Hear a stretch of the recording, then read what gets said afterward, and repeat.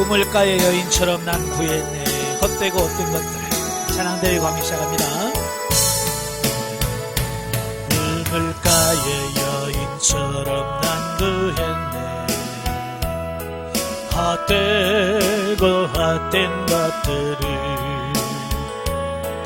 그때 주님 하신 말씀 내 삶의 왕 생수를 마셔라.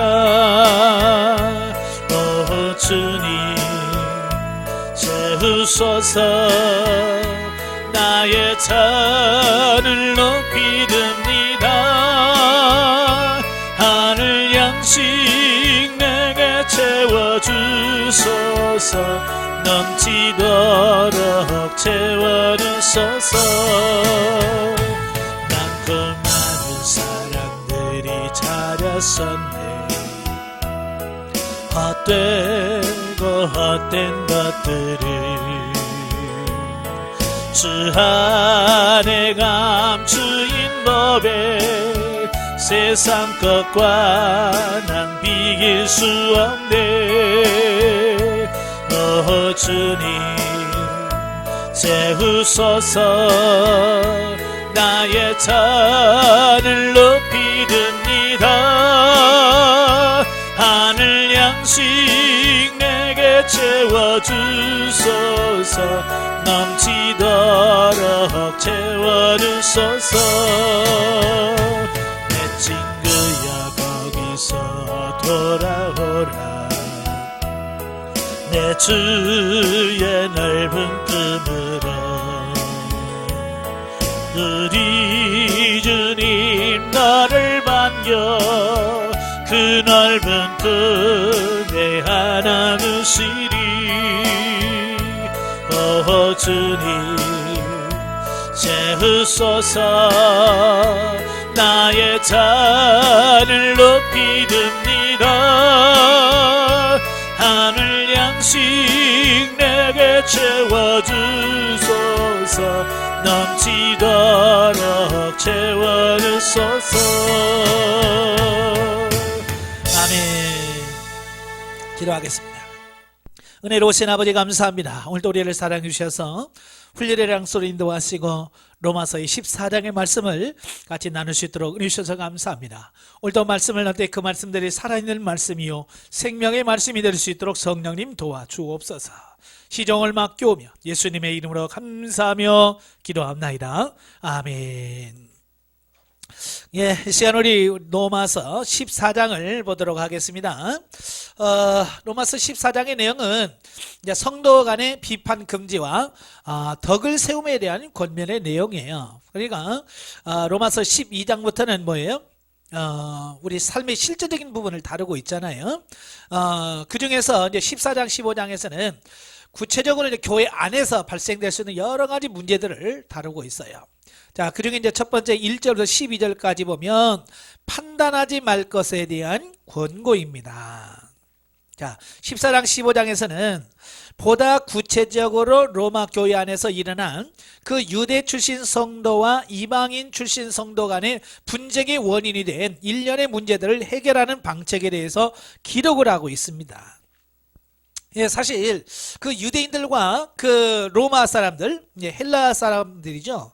그러니까 히브리식 사고방식과 로마식, 헬라식 사고방식은요 달라요.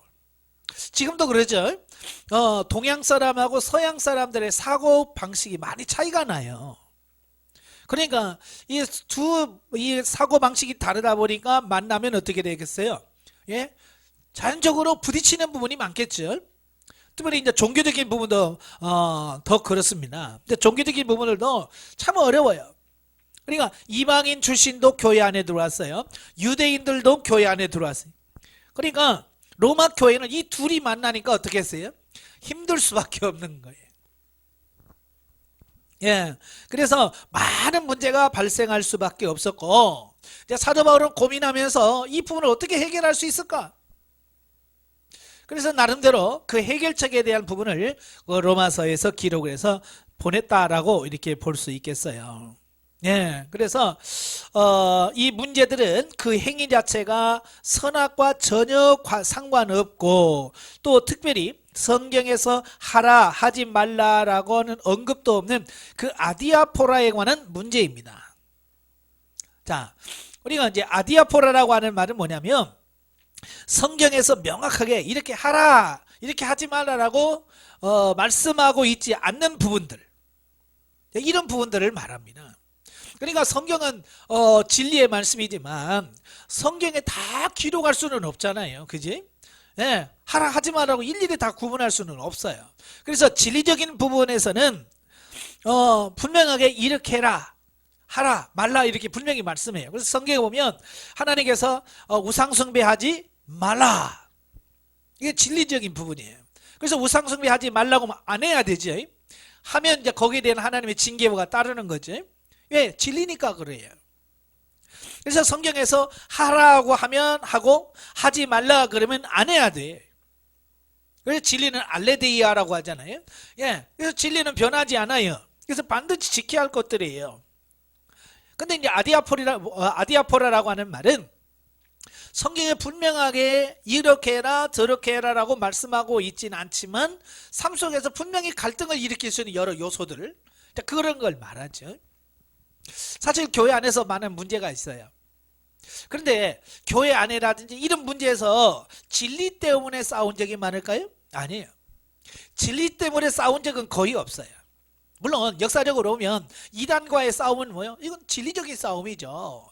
진리에서 벗어난, 성경에서 벗어난 것들을 가르칠 때 그건 아니라라고 하는 것, 이건 분명히 있었어요.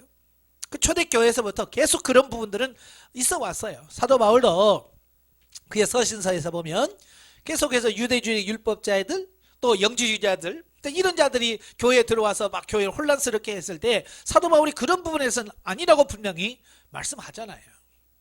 예. 그러니까 싸웠어요. 그런 것까지도 다 포용하면 안 됩니다. 그러니까 우리 여기서 말하는 것은 그런 알레데이아, 진리를 가지고 싸우는 걸 말하는 게 아니라 진리적이지 않는 걸 가지고 교회 안에서 서로 갈등하고 있는 부분에 대해서 이야기하고 있는 거예요. 부부간의 싸움이 뭘 진리 갖고 싸웁니까? 아니잖아요. 예, 제일 많이 싸우는 게 뭐라고 그랬어요? 예, 치약 짜는 거. 예? 잘 끝에서부터 이렇게 잘해서 쓰는 사람이 있는가 하면 그냥 중간에 푹 눌러서 쓰는 사람이 있거든요. 사람마다 각기 달라요. 그러니까 서로 다른 사람이 만나니까 거기서 갈등이 생길 수밖에 없잖아요. 예? 그런 거 좀 참으면 되는 거거든요. 끝에서 짜든 중간에 짜든 조금 쓰는 방법이 다를 뿐이지. 뭐 끝에서 쓰고 뭐 중간에 썼다고 이게 상한 거 그런 건 아니잖아요. 그러니까 그런 부분에 대해서는 싸울 필요가 없는데 그런 거 싸운단 말이에요. 그런 걸 말하는 거예요. 교회 안에서도. 자, 그 가운데 이제 본장에서 이제 그런 문제들을 해결하는 두 가지 방법이 제시되어지고 있어요. 자, 교회 안에서 어떤 싸움이 일어났을 때 그걸 어떻게 해결할 것이냐. 자, 해결 방법 첫 번째가 뭐냐? 첫 번째 방법으로는 믿음이 연약한 자의 의심하는 바에 대하여 비판하지 말 것을 교훈하고 있다. 그랬어. 자, 교회 안에 왜 문제가 생기냐 가만히 봤더니 자꾸 비판을 하는 거예요. 그러니까 믿음이 있는 사람이 믿음 없는 사람들을 향해서 비판을 한다 그 말이에요. 왜 그렇게밖에 못하냐? 왜 그런 식으로 하냐? 자, 그런 거죠. 비판하고 판단하는 거예요. 사람마다 믿음의 수준이 각기 다르잖아요. 그죠? 믿음의 수준이 다 각기 달라요. 그래서 그 믿음의 수준에 따라서 그걸 가지고 비판하고 판단하면 안 되는 거죠. 왜냐하면 그릇이 다르잖아요. 그릇이. 서로 간에, 부부 간에도요. 그릇이 달라요. 예, 교회 안에서 보면 같은 목사라도 그릇이 차이가 있고요. 같은 장로라도 그릇이 차이가 있고 같은 권사라도 그릇이 차이가 있어요. 그래서 어떤 사람은 모든 걸 포용하고 덮을 수 있는 큰 그릇이 있는가 하면 어떤 사람은 작은 것 하나 그걸 포용하지 못해서 그렇게 막 어렵게 하는 사람이 있거든요. 왜냐하면 그 사람의 그릇 차이예요. 그러니까 이는 서로 다르다는 것을 인정해야 되는데 대부분의 사람들 그걸 인정하지 않으려고 하는 거예요. 그래서 사도 바울이 제일 먼저 하는 게 뭐냐? 믿음이 연약한 자의 의심하는 바에 대하여 비판하지 마라.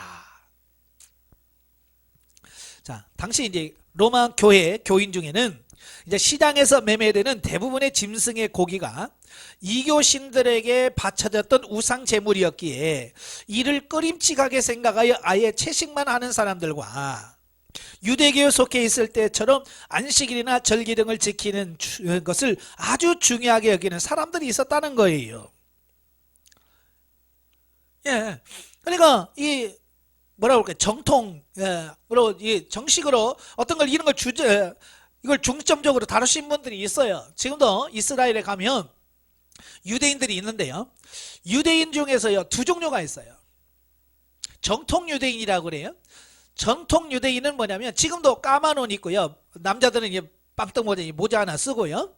자, 그래요. 그러니까 이렇게 딱 보면 아, 저건 정통 유대인이구나. 그냥 유대인이구나. 이걸 알 수 있는 거예요. 그래서 정통 유대인은 다 표시가 다 나요. 까만 옷 입고요. 다 그러니까 표시가 나요. 그냥 유대인들은 뭐냐? 우리가 똑같아요. 뭐 청바지 입은 사람, 넥타이 메고 양복 입은 사람. 유대인이 같은 유대인이지만 정통 유대인들은 정통적인 그들의 방법을 그대로 어떻게 해요? 전통을 지키려고 하는 사람들이고요. 유대인이지만 같은 유대인들이지만 우리는 그렇게 하지 않고 그냥 자연스럽게 하겠다. 그렇다고 하나님 안 섬기는 거 아니거든요. 그들도 나름대로 유대교예요. 하지만 방식에 따라서 정통 유대인이냐 그냥 일반 유대인이냐 이 차이가 있는 거예요. 그러니까 그때 당시에도 이제 그 시장에 그 고기들이 많이 나오죠. 우리 한번 주식이 밥이잖아요.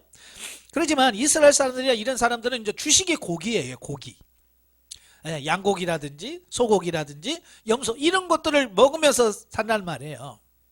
그런데 이 시장에 나오는 그 고기들, 상점에서 파는 고기들이 어떤 고기냐면, 자, 우리 집처럼 도살장에서 이렇게 잘 처리해가지고 나오는 이런 고기가 아니라, 그때 당시에는 이방 신전에 고기를 제물로 드렸다가 그 드린 제물이 그냥 시장에 흘러나오는 거예요. 그러니까 유대인들은 하나님께서 11조 제도를 허락했잖아요. 11조 제도를 허락하신 이유가 뭐예요? 예, 기업 없이 하나님의 일하는 사람들에게 그 생계를 먹고 사는 문제를 해결해 주므로 그들이 먹고 사는 문제에 걱정하지 않고 하나님의 일에만 집중할 수 있도록 하기 위해서 11조를 내라. 그래서 11조를 레인들에게랑 제사장에 나눠 주잖아요. 그런데 이 이방신들은요 그런 거 11조가 없잖아요. 그러니까 이방 신전에도 이 제사장들이 다 있단 말이에요. 근데 그들은 뭐 먹고 사냐 이거요. 바로 이 제물 드리는 이 제물을 그들이 가지고 사는 거예요.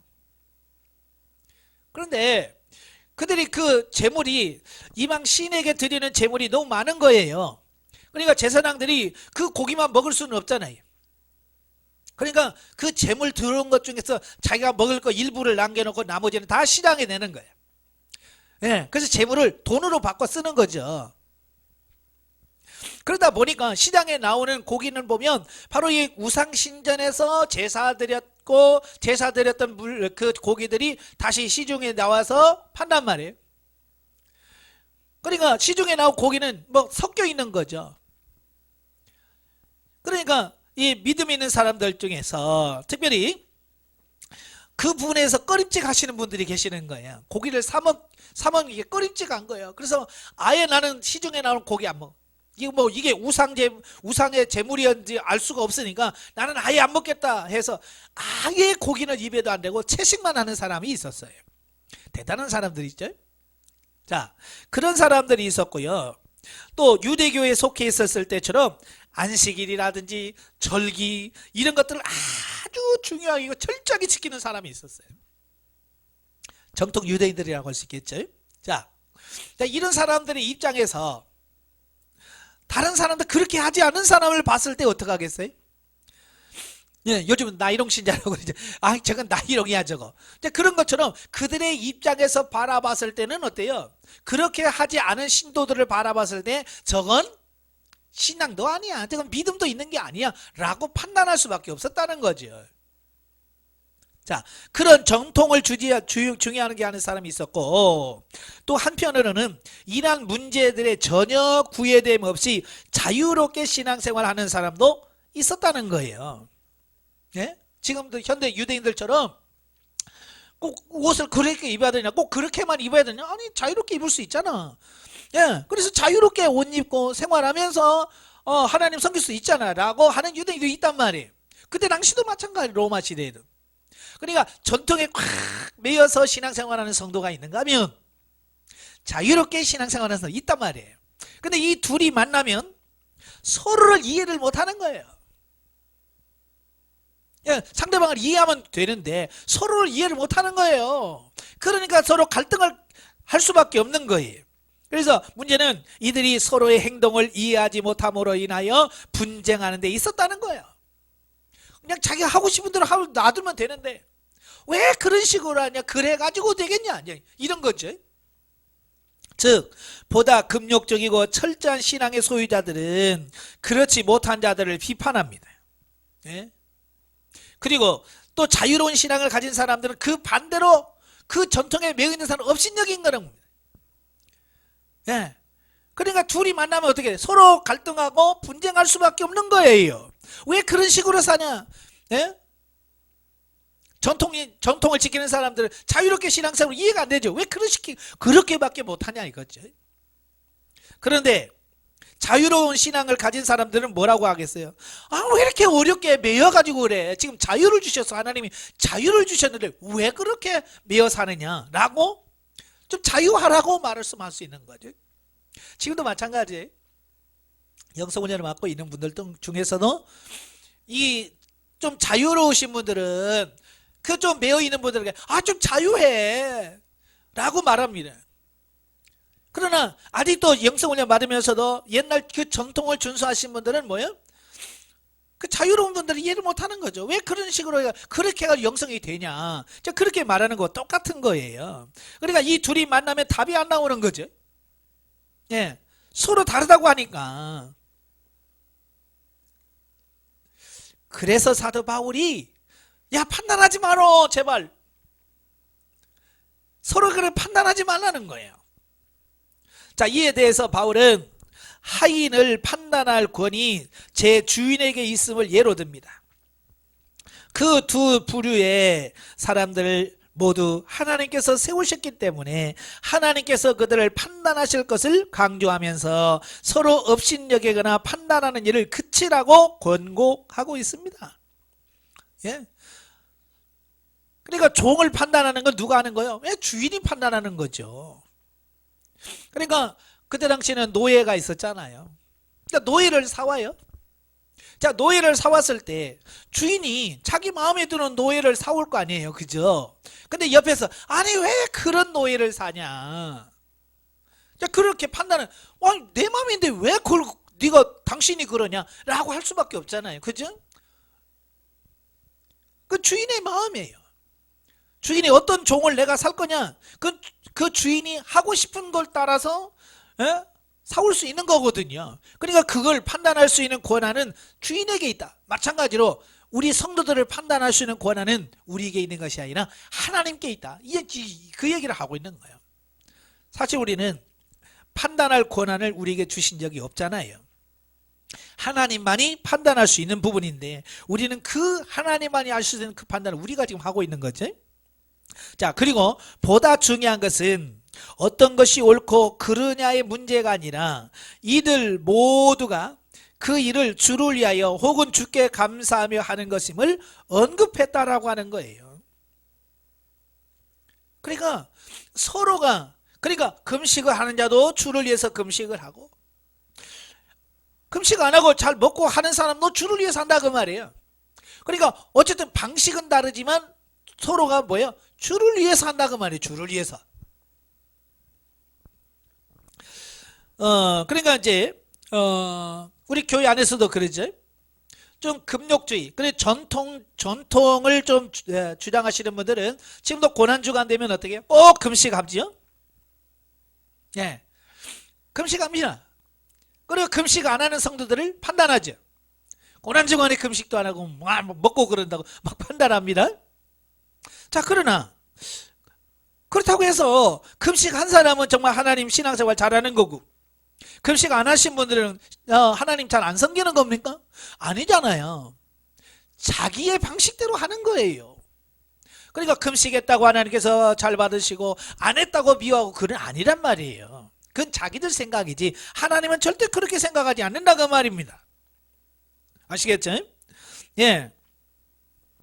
그러므로 계속해서 서로 분쟁한다면 그것을 부활하셔서 만물을 통치하시는 하나님의 주권에 대한 월권행이며, 그로 인하여 그들은 하나님의 심판대 앞에 설 거라고 경고를 하고 있습니다.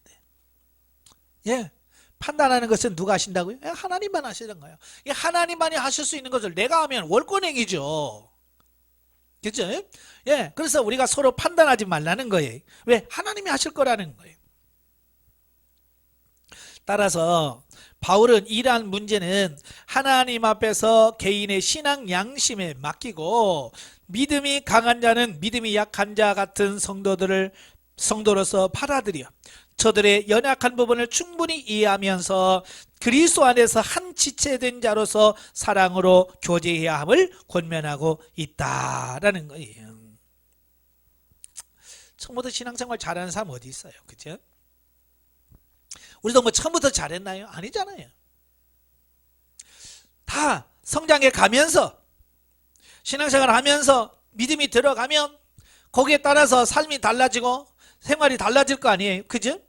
그러니까 그때까지 믿음이 연약한 사람들 좀 기다려주면 되는데 우리는 기다려주질 못하고, 네, 그저 판단하고 정지하고, 그게 문제라 그 말입니다. 자, 여기서 이제 주는 교훈이 있어요. 세 가지 교훈인데요. 첫째가 뭐냐? 하나님 앞에서 보다 중요한 것이 무엇인지를 분별해야 한다는 거예요.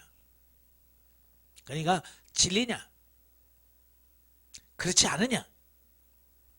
우리는 가끔 비본질적인 것에 집착하여 본질적인 것을 간과하는 경우가 많다. 그래, 아까도 말했지만 서로 싸울 때 보면 본질적인 진리를 가지고 싸우는 사람이 없다니까요. 비본질, 그렇게 해도 되고 안 해도 되는 거 가지고 싸운다 그 말이에요. 그래서 우리가 분별을 잘 하셔야 돼요.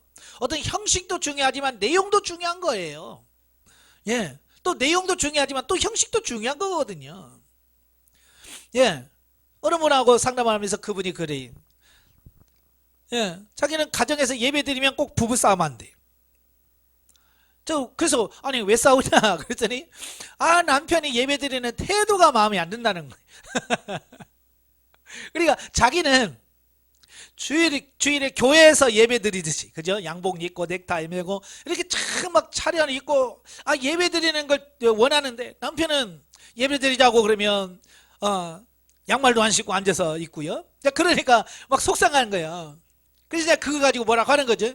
어떻게 하나님께 예배 드리면서 양말도 안 신고 어떻게 그렇게 예배 드리냐?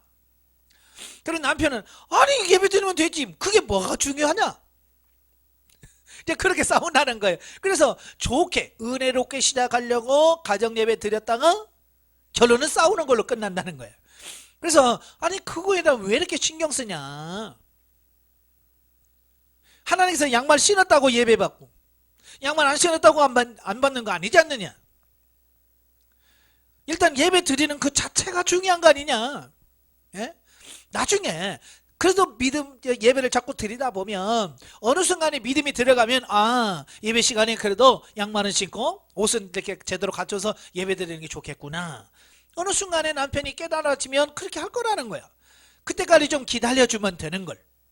그거 가지고 하다가 정말 중요한 게 뭐예요? 하나님께 예배 드리는 건데 결국 싸우다 보니까 예배까지 안 되는 거예요.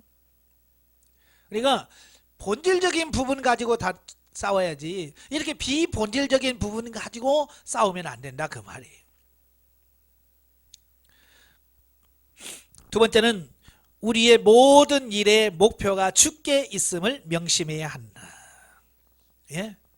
정말 중요한 것은 뭐예요? 예수 그리스도와 하나님이죠. 그 외에는 격가지예요.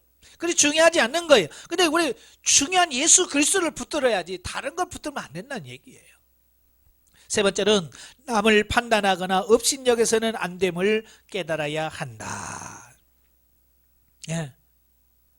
베드로 전서 4장 11절에 보면 자, 그런 말씀을 합니다. 너희 중에 누구든지 말을 하려거든 하나님의 말씀을 아는 것처럼 하고, 누가 봉사하려거든 하나님께서 주시는 힘으로 해라. 그래야 하나님께 영광이 된다라고 말씀을 하고 있거든요. 예, 하나님께 영광이 되도록. 왜 자꾸 사람들이 판단하고 업신여기고 그럴까요? 예, 하나님께서 주시는 힘으로 하지 아니하고 말할 때도 하나님의 말씀을 하는 것처럼 하지 않기 때문에 그렇다는 말이에요. 그래서 기도하고 성령 충만해서 성령에 붙들리고 성령에 이끌림 받아지는 그런 삶을 사시기를 바라요. 자, 두 번째는 이제 13절부터 23절까지인데요. 덕을 세움에 대한 권고입니다. 그러니까 분쟁에 대해서 첫 번째 사도 바울이 부탁한 게 뭐예요? 예, 믿음이 연약한 자들의 의심하는 말을 비판하지 말라는 거예요. 예, 비판하지 말라는 거예요. 그리고 두 번째가 뭐냐? 성도 간에 서로 덕을 세우는 차원에서 아디아포라 문제를 해결하라라는 거예요. 예, 서로 덕을 세우는데, 여기서 이제 덕을 세운다라고 하는 말, 오이코도멘이라면 집을 짓는다 그런 뜻이에요. 집을 짓는다. 그래서 이제 영적으로 보면 신령한 집을 짓는 것을 말씀하기도 하지만, 여기서 말하는 것은 교회 전체 유익, 교회 덕을 세우는데 차원에서 문제를 풀어야 된다라고 하는 사실이에요. 쉽게 말하면 이런 거야. 개인의 생각의 입장에서 아니라 교회 전체적인 입장에서 고민해봐라 그 말이에요. 그러니까 자연스럽게 우리가 신앙생활 할 수 있어요. 믿음에 따라서 할 수도 있어요. 그러나 그게 정말 교회에 유익이 되느냐, 교회에 덕을 세울 수 있느냐, 이 부분에 고민을 해봐야 된다 그 말이에요. 자기만 주장하지 말고. 예, 그러니까 내가 옳다고 생각한다고 해서 다 옳은 건 아니잖아요. 그지? 예, 내가 옳다고, 내가 이게 맞다라고 주장한 것이 도리어 교회에 해가 될 수도 있잖아요. 자, 먼저 믿음이 강한 자는 약한 형제들 앞에 부딪힐 것이나 거칠 것을 두지 말아야 한다. 예, 믿음이 강한 자는요, 약한 형제들 앞에 부딪힐 거나 거친 걸 두지 말라는 거예요. 왜냐하면 비록 그것이 믿음이 강한 자에게 있어서는 문제가 되지 않는다 할지라도, 예, 그것이 속되다고 생각하는 자들은 속되다는 그 생각 때문에 근심에 빠질 수 있기 때문이라고 하는 거예요. 아까도 말한 것처럼 믿음의 수준이 다른 것처럼 모든 것을 판단하는 기준도 각기 다르다는 거예요. 자, 예를 들어서 이런 거예요. 예를 들어서 회사에서 회식이 있습니다. 자, 오늘 회식 있습니다 라고 말했을 때에 이제 교회 다니는 사람들 중에서 이제 두 부류가 나올 거예요. 예, 두 부류가 나올 거예요. 그러니까 술 그런 거 뭐 중요하지 않아, 그냥 마셔도 상관없어 라고 생각하는 분이 있는가 하면, 절대 술을 먹으면 안 돼 라고 하는 이런 사고를 가지고 있는 성도가 있다 그 말이에요. 그럼 어떻게 해야 돼요? 서로가 판단하지 말고 그냥 이해하면 돼. 그런데 그게 아니라 서로 상대방을 지적하면서 자기 편에 끌어가려고 하는 사람이 있는 거죠. 예를 들어 술을 마시는 사람들은 그래요. 미안해, 나는 술 마실 테니까 이해해. 그러고 마시면 누가 뭐라고 그래요? 근데 그렇게 안 한단 말이에요. 나 장로야, 나 집사야, 나 권사야, 술 마셔. 왜? 성경에 술 마시라는 게 어디 있어? 취하지만 말라고 그랬지. 그 말을 그걸 인용하면서 자기가 술을 먹는 것에 대해서 자꾸 뭐요? 변명을 하고 그게 맞다라고 자꾸 얘기를 하고, 술 안 마시는 사람에게는 너는 믿음이 없다고 도리어 이렇게 책망한다 그 말이에요. 그건 자기 생각이잖아요. 그죠?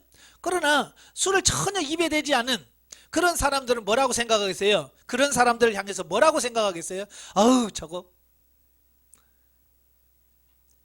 믿음이 있다고 하지만 저거 아니라라고 판단할 수밖에 없잖아요. 갈등할 수밖에 없잖아요. 그죠? 그러니까 자기 입장에서만 생각하지 마라 그 말이에요. 자기 입장에서만 생각하지 말고 상대방의 입장에서 좀 생각해 보라 그 말이에요. 그러므로 신앙생활에 있어서 본질적이지 않는 문제 때문에 서로 분쟁하여 교회의 화평을 깨는 일이 있어서는 안 되며, 서로 덕을 세움으로 화평과 희락을 가져오는 것이 참 교회의 모습이고, 그것이 곧 하나님의 나라라고 바울은 말하고 있습니다. 그러니까 본질적이지 않는 부분에서 싸울 필요가 없어요. 아까도 말했죠. 본질적인 부분은 만약에 이단이라든지 교회에 신천지가 들어왔다든지 뭐 하나님의 교회에 이단들이 왔다든지 그러면 싸워야지요. 목숨 걸고 싸워야지요. 피 흘리면 싸워야지요. 그러나 여기 지금 진리를 가지고 싸우는 게 아니잖아요. 아디아포라라고 그냥 성경에서 말씀하고 있지 않아서 자기 스스로가 양심에 따라서 결정하고 판단해서 행할 수 있는 부분을 말씀하고 있는 거예요. 그것을 싸우지 말라는 거예요. 교회 화평을 깨우지 말라는 거예요.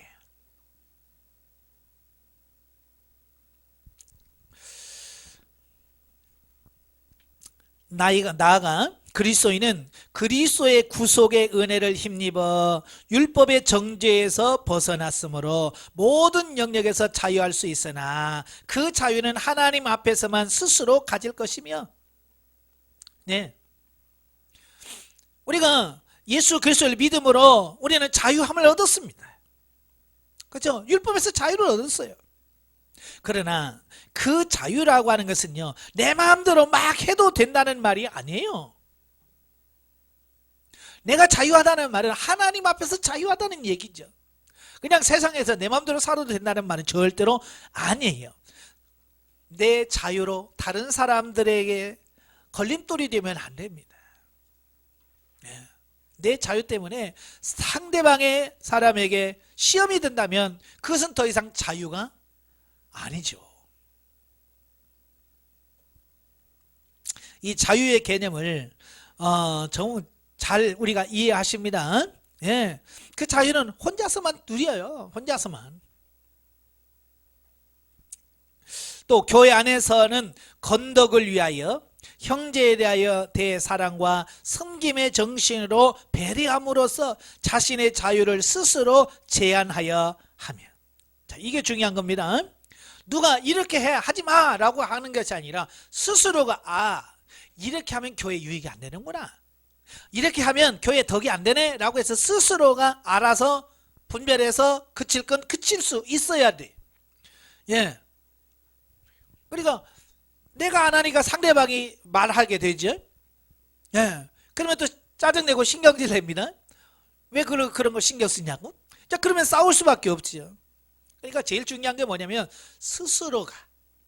자기 스스로가 건덕을 위해서 이건 덕이 안 되는구나 하면 스스로 자기가 절제하고, 자, 그게 중요한 거예요. 그렇게 하는 것이 하나님의 사업을 성공적으로 완수할 수 있는 방법임을 알 수 있다. 예. 아시겠죠? 예, 매우 중요한 거예요. 그러니까 진리가 아닌 부분에서 조금 우리가 이해하고 덮어줘야 돼요. 제가 안양에서 목회할 때에 그 알코올 중독자가 교회에 나온 적이 있어요. 알코올 끊어보려고 알코올 끊는 거기에 들어가서 있어 보기도 하고. 근데 쉽겠어요? 자기 의지로 될 것 같으면 알코올 중독 걸리겠어요? 얼마나 그게 힘들었으면, 예? 그 끊기 어려운 거 알잖아요. 그러면 성도들이 그걸 좀 이해하고, 더 기도해 주면서 그가 거기서 벗어나도록 이렇게 해야 되는데, 자꾸 그러지 않고요, 지나가면 술 냄새가 나거든요. 아무리 자기는 양치질하고 왔다고 하지만 속에서 나오는 술 냄새가 있어요. 네? 특별히 술을 전에 안 드시는 분들은 그 냄새가 확 들어오잖아요. 그러면 인상 팍 쓰고 막 술 먹고 교회 왔다고 그러고 그러면 그게 되겠어요? 지금 자기도 괴로운데 그 옆에서 자꾸 그러니까 어떻게 해요? 시험 들잖아요. 결국은 나가잖아요. 왜? 우리가 이해하지 못해서 그래요. 우리 한국교회는 이 주초 문제가 굉장히 크잖아요. 예.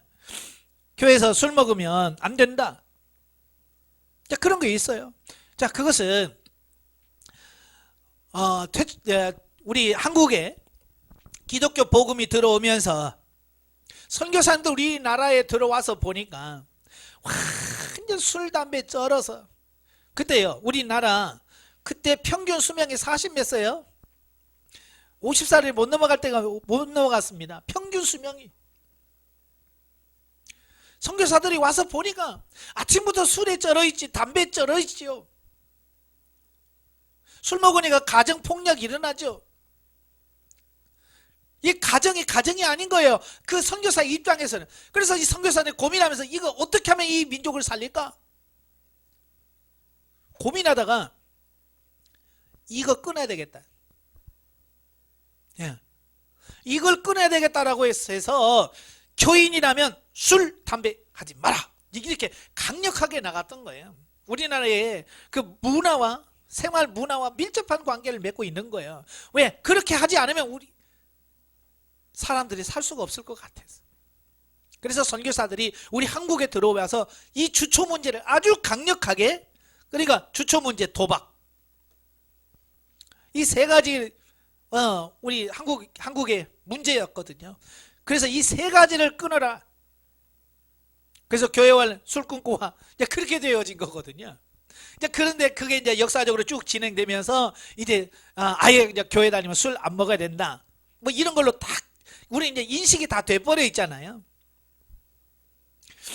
자, 그런데 중요한 것은 뭐냐면, 물론 안 마셔야죠. 건강으로도 안 좋고 다 안 좋습니다. 그러나 그걸 끊을 때까지는 어떻게 해야 돼요? 기다려주고. 예? 근데 어떤 교회는 술 끊고 오라고 하는 거예요. 술 끊고. 아니, 그 술이 쉽게 끊어지냐고요. 담배 끊고 오라네. 담배 어떻게 끊고 와요?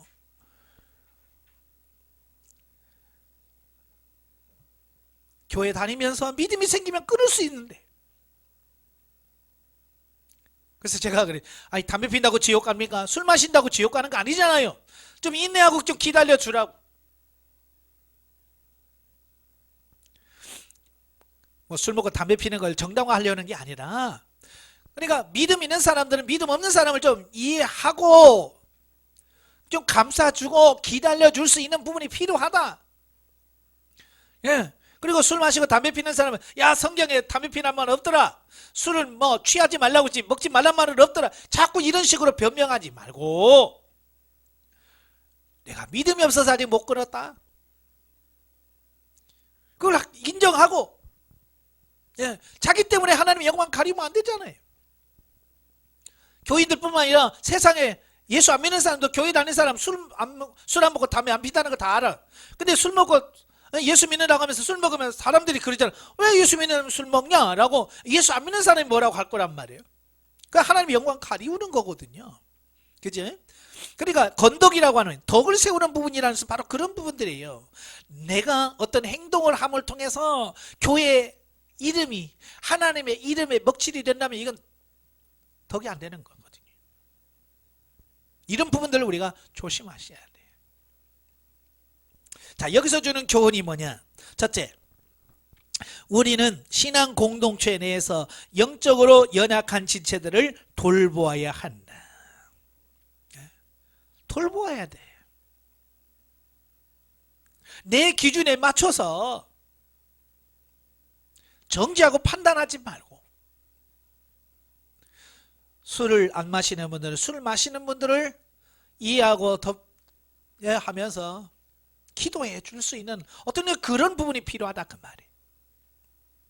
두 번째로, 성도의 삶은 지속적으로 화평과 덕을 세우는 것이어야 한다. 네. 하루아침에 뭐 한두 번 한다고 되는 거 아니고요. 지속적으로 화평과 덕을 세우는 그 부분을 가셔야 돼. 그러려고 하다 보니까 어떻게 해야 돼요? 싸우면 안 됩니다. 절대 싸우면 안 돼요. 야고보서 1장 19절이에요. 뭐라고 그래? 화내지 마라. 성내는 것이 하나님의 뜻을 이루지 못한대. 하나님의 의를 이루지 못한다는 거야. 가끔 교회에서 하나님의 일한다고 막 싸우시는데요. 절대로 그래가지고 하나님의 뜻이 안 이루어집니다. 세 번째, 모든 행위에 있어 신앙 양심의 거리낌이 없어야 한다. 예. 아디아포라의 결정은 뭐냐? 양심이에요. 양심이 뭐냐? 양심은 하나님께서 우리 인간에게 넣어주신 도덕 기준을 말합니다. 예, 양심은 사람이 정해주는 게 아니에요. 하나님께서 이미 우리 인간을 창조하실 때 이 양심의 법을 주셨어요. 그래서 양심에 따라 살도록 만들어 놨어요. 그래서 양심에만 거리낌이 없으면 죄 안 됩니다. 그래서 양심에만 맞게 살면 돼. 왜 사람들이 왜 죄를 짓느냐? 양심대로 안 사니까 그러는 거예요. 양심을 거스리고 사니까 죄를 짓는 거거든요. 양심에 맞게 살아보세요. 죄 안 짓습니다. 자, 영적에 보면 성도의 삶은 매일의 삶이 영광에 이르는 삶이어야 한다. 하나님의 때가 되면 모든 자가 심판대 앞에 서기 때문이다. 범사에 성령을 의지하고 맡기고 순복하는 자는 하나님의 영광을 드러낼 뿐만 아니라 하나님께서 그의 삶을 보장해 주신다. 아멘. 예, 하나님의 성령을 따라서 말씀대로 살면 하나님께서 그의 삶을 보장해 주시고 이끌어 주셔. 그런데 그렇지 않으면 반대 얘기가 되겠죠. 하나님께서 징계하십니다. 심판하셔요.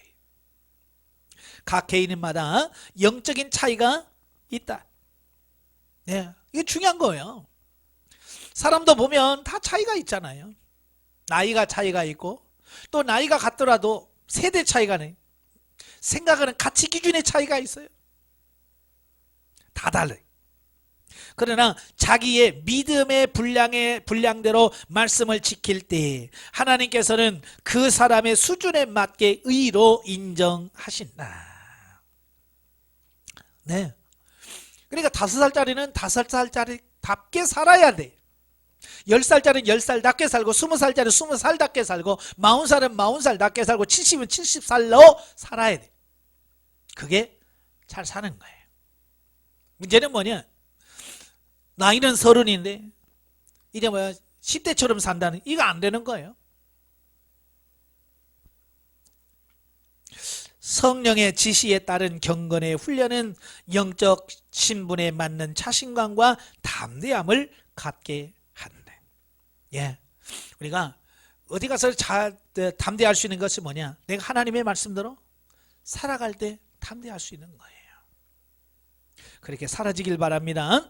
예, 마지막으로 성경 계시발전서적 이해입니다. 자, 오늘은 음식을 나눠보려고 그래요. 음식에 관한 것. 자, 15절에 보면 만일 음식으로 말미암아 내 형제가 근심하게 되면 내가 사랑으로 행하지 아니함이라.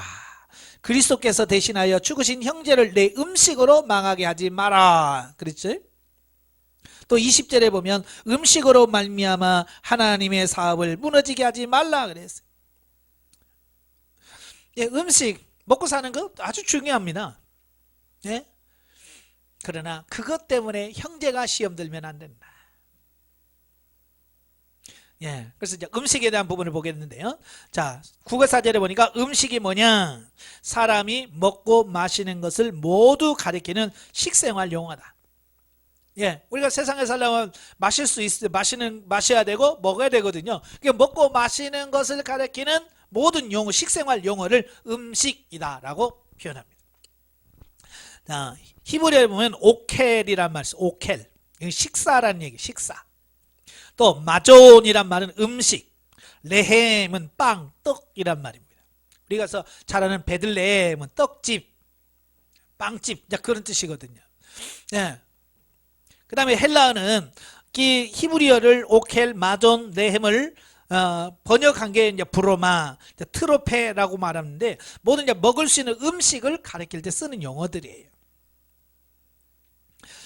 음식은 이제 사람이 그 생존에 있어서 매우 중요한 부분이죠. 예. 먹는 건 뭐가 그렇게 중요해라고 하지만 사실은 우리 인생의 삶에서 이 먹고 사는 것 정말 중요합니다. 예? 대부분의 사람들이 왜 싸워요? 다 먹고 사는 것 때문에, 먹고 마시는 것 때문에 싸우는 거잖아요. 그지? 국가 간에도 결국 먹고 살기에 싸우는 거고요. 그래서 먹는 게 굉장히 중요합니다. 자, 그런데 시대에 따라서 이 음식의 문화가 바뀌어진다는 거. 자, 우리가 이제 기억을 하셔야 돼요. 예, 그래서 구약은 주로 입으로 들어가는 육의 양식에 대한 부분을 말씀을 많이 해요. 예, 입으로 들어가는 거. 그런데 입으로 들어가는 것에도 하나님께서는요, 자유를 주시지만 항상 먹으라고 할 때는요, 꼭 거기서 먹어서는 안 될 부분에 대한 부분을 이렇게 정해 주시더라고요. 예. 왜 그러느냐? 이게 이제 거룩이란 말이거든요. 거룩이란 말이 카데시라고 하는 말인데, 구별된다. 이제 그런 뜻이에요. 구별된. 그러니까 너와 나 뭐가 구별되냐? 예수 믿느냐 안 믿느냐, 하나님 믿느냐 안 믿느냐, 그걸 뭘로 구분하느냐 이거예요. 뭘로 구분하느냐. 지금 이제 신앙생활 하는 걸로 구분하지만 옛날 구약 시대는요, 뭘 먹고 안 먹고 그걸 가지고 구분했어요. 거룩을 구분했다 그 말이에요. 그래서 구약에 보면 항상 하나님께서 먹으라 그래놓고 항상 먹지 말라는 것을 꼭 정해 놓으셔요. 그래서 먹을 것과 먹지 말아야 될 것을 구분하면서 내가 거룩한 하나님의 백성으로서 자기 자신을 거룩을 지킬 수 있도록 하나님께서 이 음식 가지고 하신 거예요. 왜? 중요하잖아요, 먹는 거. 그러니까 아주 중요한 걸 가지고 우리를 교육시킨다라고 하는 거예요. 자, 그래서 구약에 최초의 하나님께서 우리에게 주신 음식은 1장에 보면 29절 보면 하나님이 이르시되 내가 온 지면에 씨 맺는 모든 채소와 씨 가진 열매 맺는 모든 나무를 너희에게 주노니 너희의 먹을거리가 되리라. 예, 최초의 인간의 양식이 뭐라고요? 씨 맺는 채소와 씨 가진 열매 맺는 모든 나무. 이게 우리에게 주신 양식이에요. 그런데 자, 2장 17절에 보십시오. 2장 16절 17절에 보면 하나님 여호와 하나님이 그 사람에게 명하여 이르시되 동산 각종 나무의 열매는 내가 임으로 먹되 선악을 알게 하는 나무의 열매는 먹지 말라. 내가 먹는 날에는 반드시 죽으리라 하시니라. 예, 하나님께서 동산에 또 에덴 동산에는 모든 나무와 채소 주시고 다 먹어라. 이무 네가 결정해서 그냥 먹고 싶은 대로 먹어라 라고 말했어요. 그런데 딱 한 가지, 동산 중앙에 있는 선악을 알게 하는 이 나무 열매만큼은 먹지 마라. 조금 전에 설명드렸죠. 먹느냐 안 먹느냐 이 구별, 거룩. 그래서 이거 안 먹으면 내가 거룩한 거고 먹으면 거룩하지 않은 거예요. 그러니까 먹는 행위를 통해서 거룩하냐 거룩하지 않느냐를 구분하려고 하시는 하나님의 뜻이 담겨져 있더라는 거예요. 아시겠지? 그래서 요즘에 다 먹을 수 있어요. 그러나 그걸 통해서 내가 거룩하냐, 내가 지금 하나님의 자녀로서 이걸 먹어도 되냐, 먹지 말아야 되느냐, 먹어서 내가 거룩이 훼손된다면 아무리 내가 좋아하는 거라도 내려놓을 수 있는 삶이 돼야 되는 거예요. 예, 그걸 꾸역꾸역 먹고 있으면 그게 거룩하지 않다는 얘기거든요. 두 번째, 창세기 9장 1절부터 7절입니다. 창세기 9장 1절부터 7절의 내용은 이제 하나님께서 노아 방주에 들어갔다가 나오죠. 방주에서 나온 그 노아에게 이제 먹을 양식이 바뀌는 걸 말해요. 지금까지는 씨 맺은 채소와 씨 가진 열매를 먹는 것이 양식이었어요. 그런데 자, 3절에 보면 모든 산 동물은 너희의 먹을 것이 될지라. 채소같이 내가 이것을 다 너희에게 주노라. 예, 이래 노아 홍수 이후에 뭐가 돼? 육식을 허용하시는 거예요. 고기를 먹도록 허락하셨어요. 그래서 산 동물은 다 먹어라. 그러니까 살아있는 동물은 뭐든지 먹을 수 있어요. 예, 그런데 금지하는 게 있어요. 뭐냐? 자, 4절 보면 그러나 고기를 그 생명되는 피채 먹지 말 것이라. 내가 반드시 너희의 피 곧 너희의 생명의 피를 찾으리니 짐승이면 그 짐승에게서 사람이나 사람의 형제면 그에게서 그 생명을 찾으리라. 피는 먹지 말라는 거예요. 모든 생물은 다 먹어도 피채는 먹지 마라 라고 말씀하고 있어요. 그러니까 하나님께서 처음에는 채소만 허락했다가 채소 중에서 열매 중에서 선악을 알며 하는 열매만 먹지 마라 이렇게 했죠. 두 번째는 모든 생물을 다 먹어라. 그런데 피채 먹지 마라 라고 하는 금지 명령을 허락하신 거예요. 그게 뭐라고요? 구별. 예, 구별 목적이에요. 그 다음에 세 번째, 레위기 11장에 보면 이제 율법에서 가장 중요한 정한 짐승과 부정한 짐승에 대한 부분을 말씀해 주고 있어요. 이래 모든 생물은 다 먹어라 라고 했는데 그 모든 생물 중에서 이제는 또 확 구분해져요. 짐승 중에서 먹어서는 먹어야 될 것과 먹지 말아야 될 것, 새 중에서 먹어야 될 것, 먹지 말아야 될 것, 물고기 중에서 먹어야 될 것, 먹지 말 것, 곤충에서 먹어야 될 것과 먹지 말아야 될 것을 구분해 주는 거예요. 세밀하게. 자, 여기서도 마찬가지예요. 여기서 먹지 말라라고 하는 걸 먹었다고 해서 죽는 거냐? 아니에요. 안 죽어요. 구약에 돼지고기 먹었다고 죽습니까? 아니에요. 단 뭐요?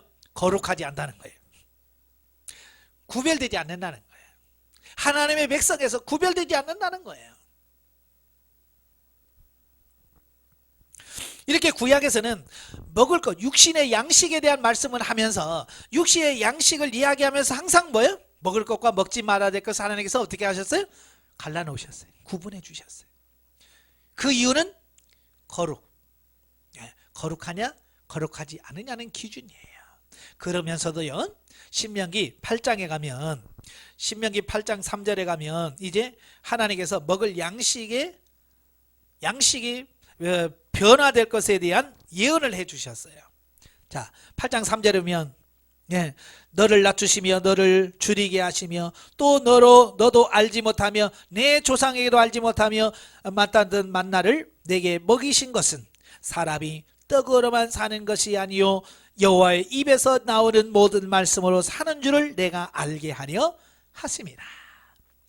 만나를 주신 목적에 대해서 설명하면서 내가 이렇게 한 것은 사람이 떡으로만 사는 것이 아니라 하나님의 입으로 나오는 말씀으로 살 것이라. 이걸 알도록 하려고 하신다는 거예요. 그러니까 육의 양식, 입으로 들어가는 육의 양식이 이제는 하나님의 모든 말씀, 영의 양식으로 바뀌어질 것을 이 모세를 통해서 우리에게 말씀해 주고 있습니다.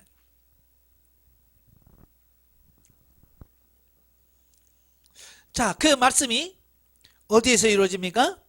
신약시대에서 이루어집니다. 누구를 통해서? 예수 그리스도를 통해서. 그렇다고 해서 신약시대에 먹고 육신의 양식이 중요치 않느냐? 아니에요. 신약시대로 먹는 거 굉장히 중요합니다. 그래서 예수님도 오병의 칠병이어의 기적, 가나 혼인잔치에 포도주 만드는 거, 이 먹는 걸 만들어서 주셨어요. 이건 뭐냐? 먹는 것도 중요하다 얘기예요. 그런데 그것만 중요한 것이 아니라는 것을 말씀해 주고 있어요. 특별히 요한복음 4장에 보면 예수님께서 수가성 여인과 대화가 나와요. 수가성 여인과 대화에서 13절 14절에서는 뭐예요? 물에 대해서, 마시는 것에 말씀합니다. 그러니까 그 수가성 여인은 이 우물에서 나오는 물을 원하는 거죠. 근데 예수님 말하는 그 물은 무슨 물이에요? 땅에서 나오는 그런 물을 말하는 게 아니잖아요. 이 물을 마시는 자는 다시 목마르니와 내가 주는 물을 마시는 자는 영원히 목마르지 아니하리니 내가 주는 물은 그 속에서 영생하도록 솟아나는 샘물이 되리라. 생명수, 성령님을 말씀하시는 거예요.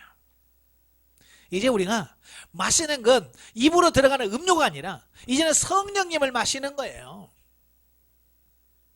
자, 먹는 것도 마찬가지예요. 자, 예수님의 제자들이 먹을 것을 사러 동네에 들어갔거든요. 그동안 예수님은 이 수가성 여인에게 복음을 전했고요. 그래서 수가성 여인이 예수를 만나고 나서 물동이를 버려두고 동네에 전도하러 들어가죠. 와 보라. 예? 전도하러 갔어요. 근데 제자들이 와서 보니까 예수님이 계시니까 이제 잡수소서 하고 먹을 것을 예수님한테 드렸어요. 그러니까 예수님께서 32절에 뭐라고 말씀해요? 내게는 너희가 알지 못하는 먹을 양식이 있느니라. 예. 제자들이 지금 먹을 거 뭐 가져왔어요? 예. 먹을 떡을 가져왔거든요. 먹을 육의 양식을 가져왔어. 근데 예수님 뭐라고 그래? 나는 너희가 알지 못하는 먹을 양식이 있다. 그러니까 제자들이 생각하기를 누가 잡수실 것을 갖다 드렸나? 왜? 그게 이해가 안 되잖아요. 그러니까 예수님께서 뭐라고 그래? 나의 양식은 나를 보내신 이의 뜻을 행하며 그의 일을 온전히 이루는 이것이니라. 예수님께서 뭐라고 그랬어요? 나의 양식은 아버지의 나를 보내신 이의 뜻을 행하며, 하나님의 뜻을 행하며 그의 일을 온전히 이루는 것이 양식이다. 이제 우리 육신으로 들어가는 이게 양식이 아니라는 거예요. 그건 육의 양식이고, 이제 거듭난 우리 성도들의 양식은 뭐예요? 하나님의 뜻을 행하며 이 일을 온전히 이루는 것이 영의 양식이다. 이렇게 말씀해 주고 있어요. 네. 그러니까 거듭나기 이전에는 육신의 양식만 먹어도 돼. 그러나 거듭난 이후에는 뭐예요? 육의 양식도 먹으면서 이 영의 양식을 먹을 수 있는 그런 삶이 되어야 된다. 이걸 예수님 시대에, 신약 시대에 우리에게 말씀해 주시는 겁니다. 자, 그 예수님의 말씀을 들은 제자들이 이제 사도행전 15장에 보면 예루살렘 첫 공의회가 시작이 되죠. 예, 할례를 행해야 되느냐 말아야 되냐는 어떤 그런 문제를 가지고 사도들이 다 모여서 공의회를 합니다. 자, 그때 내린 결론이 뭐예요? 거기서 내린 결론이 20절이에요. 사도행전 15장 20절. 다만 우상의 더러운 것과 음행과 목매어 죽인 것과 피를 멀리하라고 편지하는 것이 옳으니. 레위기 11장에서 말하는 그 복잡한 것들 있잖아요. 무엇을 먹고 마시 뭐 이런 거 다 그거 이제 지킬 의무가 없다. 단 그럼에도 불구하고 먹는 부분에 있어서는 우상의 더러운 것과, 우상의 더럽다는 건 우상의 제물을 드려졌던 것, 또 음행, 그 다음에 목매어 죽인 것과 피는 먹지 말라. 그래서 이 육신의 양식에서는 항상 뭐예요? 이 구분해 놓은 게 있어요. 구약이나 신약이나 마찬가지예요. 지금 시대도 육의 양식은요, 항상 내가 먹을 수 있는 것과 먹지 말아야 될 것이 있어요.